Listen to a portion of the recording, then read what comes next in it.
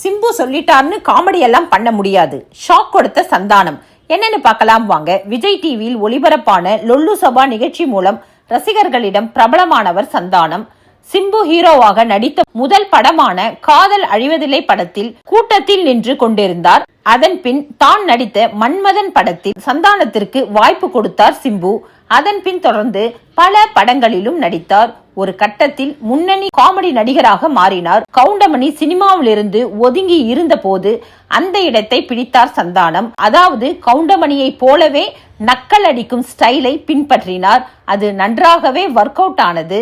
சிம்பு, ஜீவா, ஆர்யா, உதயநிதி போன்ற இளம் ஹீரோக்களுடன் நிறைய படங்களில் நடித்தார். சிவா மனசுல சக்தி, பாஸ் என்கிற பாஸ்கரன் போன்ற படங்கள் ரசிகர்களிடம் அதிகம் பிரபலமானது. விஜய், அஜித், ரஜினி ஆகியோரின் படங்களிலும் நடிக்கும் அளவுக்கு முன்னேறினார். ஆனால் திடீரென்று இனிமேல் காமெடி வேடங்களில் நடிக்க மாட்டேன், ஹீரோவாக மட்டுமே நடிப்பேன் என அறிவித்து ரசிகர்களுக்கு அதிர்ச்சி கொடுத்தார். அப்படி அவர் நடிக்க தொடங்கி 10 வருடங்கள் ஆகிவிட்டது. 15 படங்களுக்கும் மேல் ஹீரோவாக நடித்து விட்டார். ஆனால் அதில் தில்லுக்கு துட்டு போன்ற பேய் படங்கள் மட்டுமே ஓடியது. மற்ற படங்கள் எல்லாம் வெற்றி பெறவில்லை. ஆனால் நடித்தால் ஹீரோவாகத்தான் என உறுதியாக இருக்கிறார் சந்தானம்.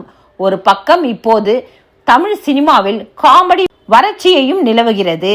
யோகி பாபுவை தவிர காமெடி நடிகர் யாரும் இல்லை. எனவே சந்தானம் மீண்டும் காமெடி வேடங்களில் நடிக்க வேண்டும் என திரையுலகினர் உள்ளிட்ட பலரும் கோரிக்கை வைத்து வருகிறார்கள்.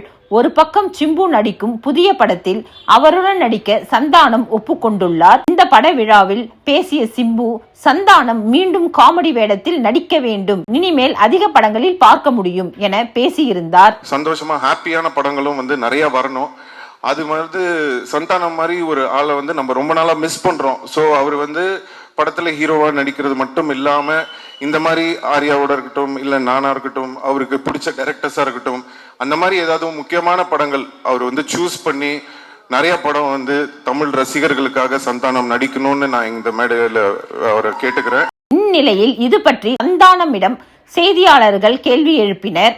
அதற்கு பதில் சொன்ன சந்தானம், பழைய மாதிரி முழு காமெடியனாக இனிமேல் என்னை பார்க்க முடியாது.